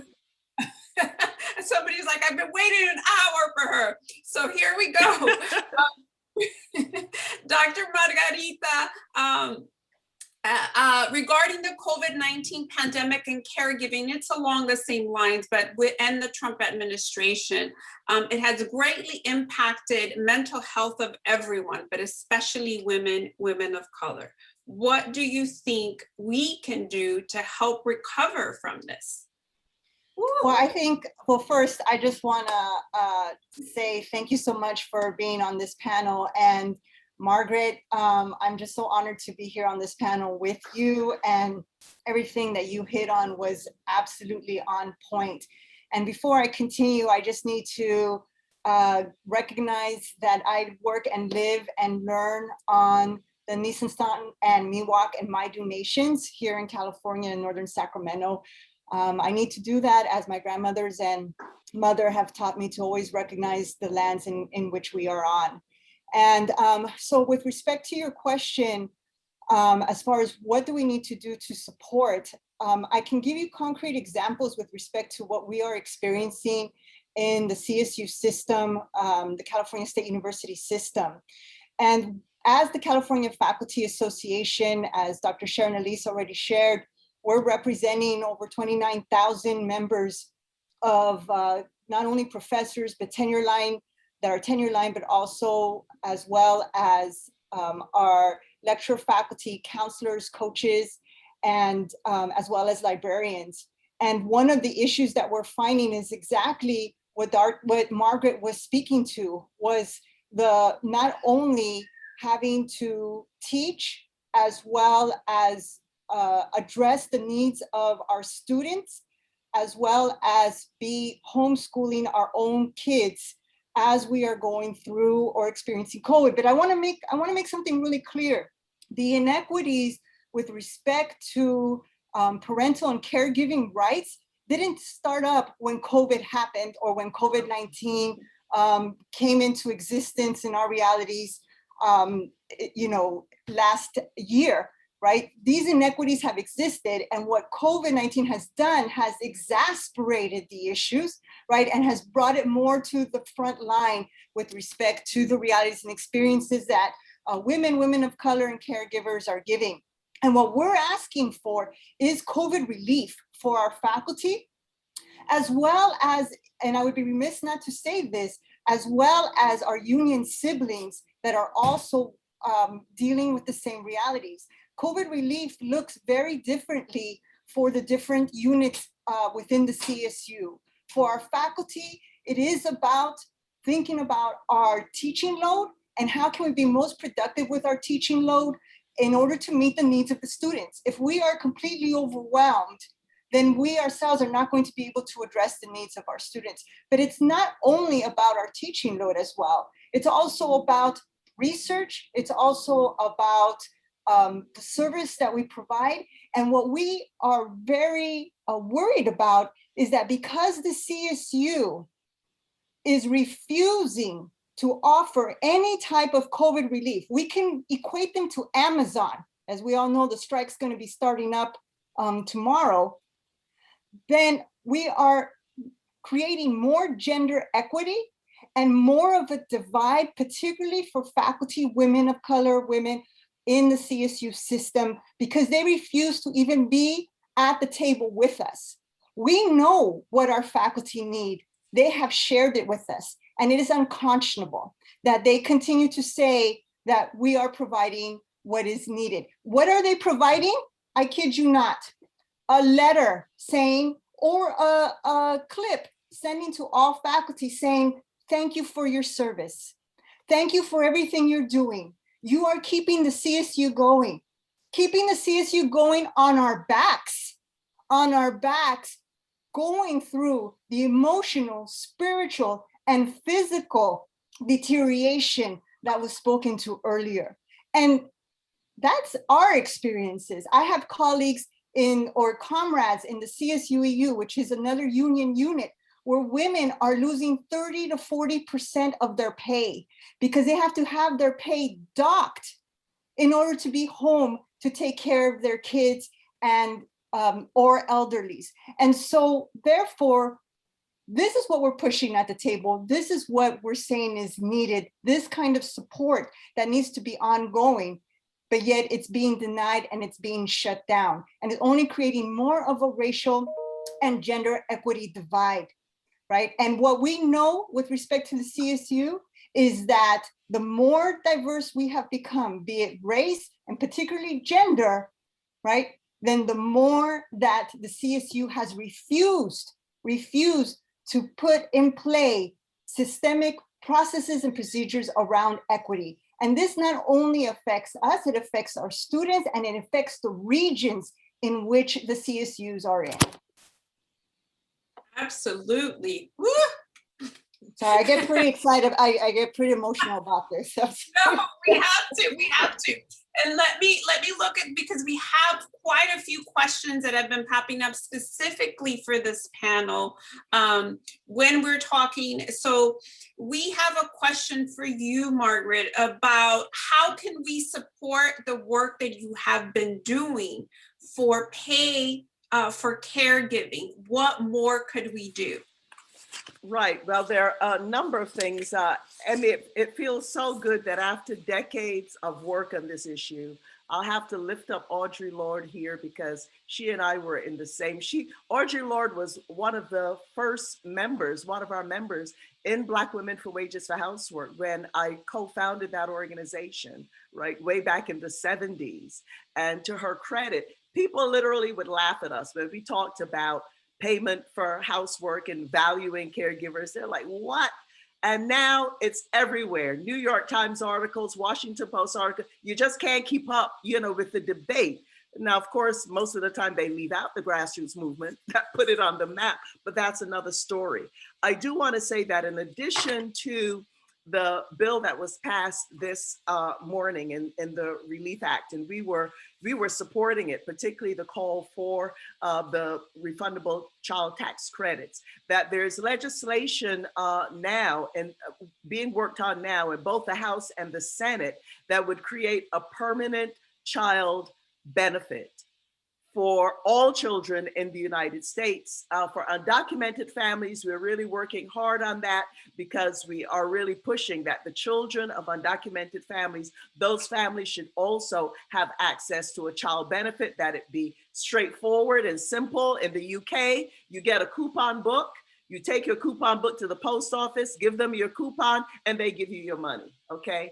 The cash for families, all of the research that they have done shows that cash for families greatly helps to alleviate child poverty. So just, I'm gonna give you information on our website and social media where you could get information on that. So the American Family Act, HR 1560, in the House and S690 in the Senate. That's the permanent child benefit that I'm talking about. And by the way, Margarita and others, and early on, I'm aging myself here, in the grassroots women's movement, we always wanted a choice to have the career outside of the home, where we need to be working full-time in the home, taking care of our children, that we're not dissed for it and acted as though we're, I don't know, a lesser human being, because what is more important than taking care and raising the next generation? So we always stood for that choice, and which is why we are for pay equity. And we're very dismayed that the $15 an hour as a base got dropped from this stimulus plan. And we're encouraged that Bernie Sanders and AOC, the squad, and others are going to keep pressing on this. But there's another bill I want to mention called the Worker Relief and Credit Reform Act, which is HR 5271. It was introduced by Representative Gwen Moore of Wisconsin, initially also Marsha Fudge. Marsha Fudge, now part of the Biden administration, right? So, but what this does, it defines unpaid family caregivers and students, by the way, Margarita, as workers and extends them tax credits, okay? So supporting these pieces of legislation is something that you can do. I'm also on the board of the National Welfare Rights Union. We're about to kick off a series of truth commissions, one starting on March the 18th, where you have people on benefits. I really wanna encourage people, all of you who are there, if you know someone who's low income or really struggling, low wealth, talk to them, find out a little bit about what is your life like? What is your workday like? What are your struggles like? What is it like living at 120% below the poverty line? If we had those kinds of conversations, we would understand each other. I'm hoping that the tech team would put some of our contact information in the chat so that you could know exactly how you could support that. Finally, in the United States, we have joined with the Green, the Green Party, not the Green Party, but some people in Europe that are working on the environment, calling for a care income, not only for those who are caring for people, but for people who are caring for the environment. Because let's face it, we could win all of these things, and then if our environment is destroyed, we're in trouble. Increasingly, there are people who are climate refugees. People are fleeing Los Angeles because the air is so bad, not to mention Bangladesh and other places. So this has also got to be front and center. So for people who want to support and join our effort for a care income now, please contact us in the information that you will see in the chat. And Emmy, it's been great. Last year, this time, we were being driven crazy, right? Because we were preparing for the March 8th event that we've been organizing for decades here in Los Angeles. Now, because of COVID-19, we're not doing it the way we can this year, but we appreciate you including us in this panel. And on Monday, we're doing a Twitter storm around this legislation, and I'm sending the information to the Women's March Foundation. All of you who want it, please participate in the Twitter storm to get some attention on this. It's all well and good to talk about women, and we're worried about women and what's happening with women. We need the resources so that we and our children could survive. We could feed our families, which will greatly cut down on the stress that we're living under right now. And we will share all of the information via post email, but I'm going to post the same question to you, Margarita. How can we help your efforts? How can we help with the work that you are currently doing? I really appreciate that question because we are mobilizing, organizing as a union across the state. As you know, there's 23 campuses across the CSU, and each campus right now are forming parent and caregiver work groups at the local levels, as well as forming a unionized effort statewide. And one of the things that we have been, or major actions we have been doing, is holding press conferences and community meetings at each of the CSUs to address not only specific concerns regarding caregiving and parental concerns due to COVID, specific to the CSU that faculty and staff are at, but as well as making sure that these concerns are being addressed to the president of that university, as well as Chancellor Castro. An open letter has been sent to Chancellor Castro, who oversees the 23 campuses.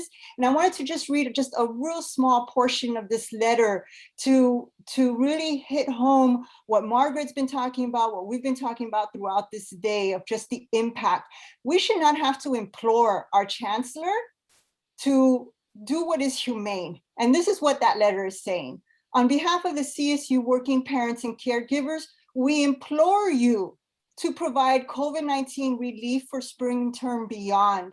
We urge you to put your actions where your words are and recognize the critical tireless work CSU faculty are balancing to keep students learning and families functioning. The COVID-19 pandemic has brought havoc to already strained systems of US life, the economy, worker safety, the digital divide, racial, gender, and LGBTQ equity, healthcare, housing, and food insecurity, mental health, and education. We are standing in the intersection of hope and despair, values and immorality, and we are wondering, which path will you choose? And what we need right now is for communities around different CSUs, whether it be San Diego State, Cal State LA, Cal State Fresno, up here where I am, Sacramento State. We need you as community members to call into our presidents, to call into Chancellor Castro, who's only been in position, as Dr. Sharon Ali shared, for a couple of months, and decided to take a $600,000 raise or have a salary of $600,000 while staff were being laid off during COVID. Unconscionable. So we need calls in there. We need tweets in there. We need it because he loves tweeting and Instagram. So we need the tweets and the Instagrams directed at him saying, do what's right, make the right choice. Where are you going to stand in history with respect to what is happening now? And this struggle does not end here, as Margaret has shared. It continues on even when we come beyond COVID. I don't want to say go back to normal, because you know what? Normal was not cool at all, even before COVID, right? We were dealing with these issues as well. And that's what we need the support of. Our communities reflect should be reflective, or our university should be accountable to the communities, because we serve the students and the community members that surround this area. So that's what we need right now. And if you are a CSU faculty member and you're not a union member yet, join us, because we're only strong as our union. And we have the power to push and hold the chancellor accountable. Absolutely. And we will share all of this information via an email post. I am going to keep it short, but I want you both to talk about what gives you hope. 1 or 2 words of what gives you hope. Margaret? One thing that gives me hope is the fusion movement that I'm also part of. Our network is, which is in the Poor People's Campaign. It is the movement that I have seen working across with getting out of our lanes. It brings together the movement against racism, against poverty, against the war economy, against the destruction of the environment, and the distorted moral narrative. It is rural, it is urban, it is growing, it is spreading, it is multiracial, it is a fantastic movement, and it's also going to be going global. So the Reverend Liz Theo Harris, the Reverend William Barber heading that up. So this is a movement that I think is really very cutting edge. And I'm also hopeful when I see the most impoverished people in the Americas, in Haiti, making a tremendous struggle, women very much a part of it, for democracy and refusing the racism and the colonialism and the punishment they have suffered because they rose up as enslaved people and defeated the slaveholders and made the way for the freeing of the slaves throughout the Americas and supported Simón Bolívar in the liberation of Latin America. That gives me hope. Thank you so much. Margarita, what gives you hope? I think one of the things that comes to the forefront for me is that the work that we're doing now will impact not only all of us together, but as well as that, hopefully that 7th liberated generation to come. That is what gives me hope, that we will be able to interrupt the systemic patriarchal white supremacist framing that this country has been grounded on since its inception, and that we are at this turning point or at these crossroads right now where what side are we going to be on? And this collective here that's been on the panel, collectives across California, the state, the nation, worldwide, collectives are saying enough is enough. Enough is enough, because this is not only for ourselves, but for our future. And what are we going to leave for them? And that they as well, currently, the young people who are picking up the mantle, who are moving with this, that is part of this 7th generation to come that gives me that inspiration and hope, and that we are in this collectively countering an individualistic frame. Individualism is what will bring us down. But if we can see that your humanity is my humanity, and that we taking care of one another can move forward, that is what will bring us the change that needs to happen, not only personally, but as well collectively as a community, as humanity, as humans. Thank you. Absolutely. And with that, we're going to close this panel. I am honored to have all of you join us. Until next time, Margarita, thank you. We will talk soon. We are going to move forward with what comes next for Women's March Foundation. And what comes next is a feminist public history initiative. I'm Emiliana Guereca, president of Women's March Foundation, and I have with me Lida Ramos. Lida Ramos, I'm a fangirl, just so you know. Lida Ramos is an artist and faculty of the Chicano and Latina Studies Department and is the project director of the Central American Memorial Histórica Archive at Cal State LA. She is the co-founder of Latinx Faculty for Black Lives Matter and a proud faculty labor union organizer with the California Faculty Association. And I am going to say a partner in the resistance. Please welcome Lida Ramos onto the stage. Thank you for joining us. Hi, there we go. Wow, this has been very incredibly inspiring, and yeah, we hit so many spaces that my body is singing right now. Right, right. I mean, I just think I mean, as we think of and look at how we're going to move into equity and, onward to equity and looking at what all of these incredible women are doing, that gives me so much hope. And then for our initiative, Women's March Foundation, and what you have done with the Dolores Huerta Plaza, I'm like so excited to introduce what we are endeavoring to do, from starting as marchers and into now leading the narrative of what the public history look like for women. Where were we missed? So I want to talk a little bit about what our plans are. Well, okay.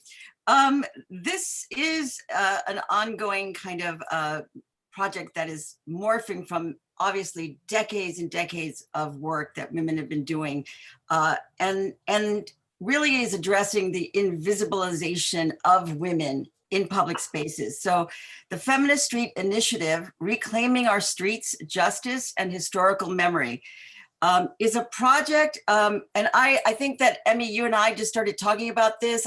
I think that one of the things when I first met you in 2017 was the occupation of the streets of LA. That was so inspiring, to be in the streets. I grew up very close to downtown LA, and I can tell you that I never felt more like connected to those streets until I saw the thousands and thousands of people occupying the space. And so that idea of occupying intersectional feminist spaces in the streets of LA, the streets in the United States, and obviously globally, is very exciting to me. My mother came from El Salvador, came from, in the 1950s to LA. I grew up in Echo Park, and I saw her work. I saw her do such incredible, her own micro business, the amount of empathy and compassion she had for so many of the people leaving El Salvador during the Civil War.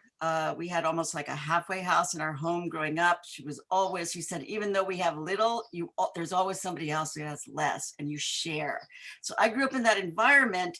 And I just feel like her story and so many stories are invisibilized. They're gone, they're erased. So so Dolores Huerta Square kind of arose from the fact that over 60 years of organizing in the United States, and Dolores Huerta doesn't even have a street or a square named after her. And so we looked at the work she did with Cesar Chavez in Boyle Heights in the 60s and realized that we needed to claim that space.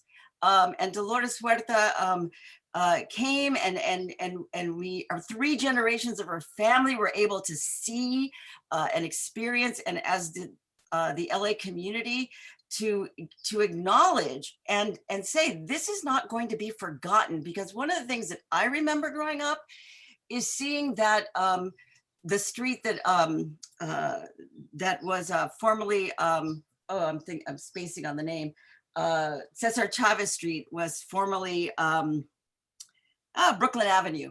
And I remember when Brooklyn Avenue changed to Cesar Chavez Boulevard. And I remember that I suddenly knew who Cesar Chavez was. And so the idea of physically reclaiming that public history, marking it. I know, Margaret, you've done work with Black women who were killed during the serial murders. That project is absolutely important. We have to remember women who have not just have achievements, but the women also who are absolutely marginalized and invisibilized, and they're gone, right? So these are the spaces. I think about historical memory all the time. My own family, the archive I'm working on at Cal State LA is about the Central American community and how that kind of becomes an invisibilized history within Latinx studies, and is not known in any complex way. And obviously became even more horrible with the Trump administration and the horrible things he was saying about the Central American caravans and migrants coming from Mexico. So this idea of reclaiming space is very important. We know that most of the street names are named after men, and they're named after within the kind of rubric of politicians or racialized capitalism, tourism. So while we've had some women acknowledged, like Carmen Miranda Square, Judy Garland Drive, Hedy Lamarr, Hedda Hopper, Katharine Hepburn. This is related to the movie industry, right? And I'm amazed Carmen Miranda even made it, but she made a lot of money for Hollywood, a lot of money to Hollywood. And so she somehow, and again, so we need to break that horrible cycle of just looking at women from this point of view of their kind of capitalist production, right? And really look at the community histories that are so invisibilized. We also have, and I know there is a trend to name streets. I'm gonna give you a couple of statistics. We have 900 streets named after Martin Luther King in the United States, which is fantastic. We have 14 streets named after President Barack Obama, which is great. In New York, we have a street named after Malcolm X, Stan Lee in the Bronx, W. Du Bois in Harlem, Sam Cooke Way in Chicago. And then we have in 1976, the city of Detroit named a street boulevard after Rosa Parks, right? So we can see that this is a new one that really irritated me, which was that NASA recently named Hidden Figures Way based on the book Hidden Figures. And they describe the women who are not named in this Hidden Figures Way as human computers, but they completely erase the names of Katherine Johnson, Dorothy Vann, and Margaret and Mary Jackson. So they become like these freak Hidden Figures Way, which is appalling. In LA, we have a lot of murals. We have images. We have an emerging representation of women in documentary and fiction film. And there are so many people rising and making incredible cinematic images. But there is a huge difference when you're walking down the street. And I would love to see an Octavia Butler street. She walked the streets of Pasadena, this walking and being in these spaces, taking the bus. I took the bus as a kid. So streets, we weren't riding in a car, or like, flying in planes. The streets were where we build our community, right? In our neighborhoods. And so we want to see names and inclusion of our intersectional public history of labor, social justice. Emma Tenayuca, Guatemalan labor activist Luisa Moreno, Dolores Huerta Street, Fannie Lou Hamer Street, Grace Boggs Lee Street, Audre Lorde Street, Toya Perina Street, Guatemalan Nobel Peace Prize winner Rigoberto Menchú Street. I mean, we have a plethora of work to do, and I'm so grateful that Women's March LA Foundation is putting some intention and funding, because nothing happens without funding and resources, we know. And I'm very excited to work on this project. Absolutely. So our step forward with this initiative is to make sure that we are also seen as powerful on the streets across the nation. We're going to start with Los Angeles, because what we have seen is that the streets were named after powerful men. So the men created the system to continue to keep themselves in power. And so we continuously miss the leadership of women. We miss the leadership of women of color. I mean, I was reading that it was just 25 years ago when they had a street named after a Black woman in New York City. 25 years ago, as if no one has contributed since then. So that is part of the initiative. We will fund and support and vet and help with research for the naming of streets after women, specifically women of color. Someone said we should start with Dolly Parton. I think that we need to start with other women. Because Dolly Parton is timely with the COVID situation, but we have a lot of work behind us in doing the research. We will be sending out an email because we do need everyone's input. Everyone joining us isn't necessarily from Los Angeles. And the reason we wanted to make sure to also start with Los Angeles is that we do need a street after Dolores Huerta. We've started with the plaza, but we do need a street. I would love for it to intersect with the Cesar Chavez Street, and we're working on that. But the idea is that we need to also remind our girls of what leadership looks like as well. We need to make sure that the history of the women that have been putting in the work, that have put in the work for this nation to continue, is also memorialized in that manner. So that is our initiative. It will not be easy. When has being a woman been easy? Nothing comes easy to us. So that is our initiative. I am ecstatic because what we started with the plaza and are moving into the street, the more research and work we did, we are missing from the conversation of the streets across the nation. So that is our initiative. Stay tuned for more. If you would like to reach us, we will send an email post the event with all of the information, all of the speakers, because I'm having folks like, when are you sending this post event? We will send all of this. Our hope is to really, really be intentional about the work that we are doing when we talk about the Feminist Public History Initiative. Originally, I was going to call it the Feminist Streets Initiative, but it is more about a public history initiative. So thank you, Lita, for joining me with this and really guiding me through all of this, because I came to her as like, this is what we want to do. So exciting, super exciting.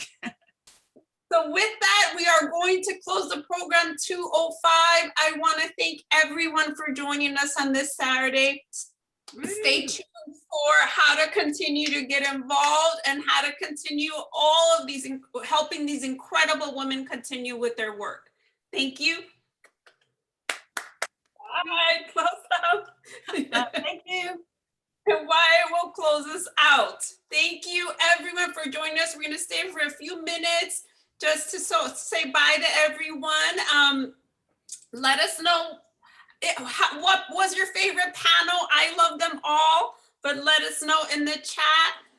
Wyatt is going to close us out with a little bit of music, but before that, I want to bring my entire team on because I could not do this without all of these fantastic women and one man.